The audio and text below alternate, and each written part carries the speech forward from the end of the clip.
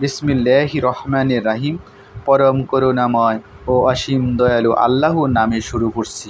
মুমিন ভাই ও আমার বোনেরা, আপনারা যদি মৃত্যুর পর অর্থাৎ শেষ বিচারে হাসরের ময়দানে জান্নাত পেতে চান, আপনারা আজকের এই দোয়ার আমলটি করবেন।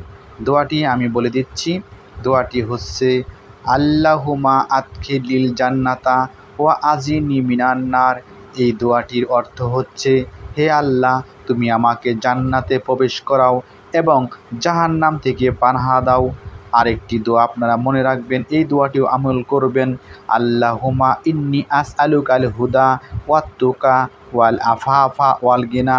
এই দোয়াটির অর্থ হচ্ছে, হে আল্লাহ, আমি তোমার নিকটে সুপথের নির্দেশনা, পবিত্রতা ও সহস্রতা কামনা করছি।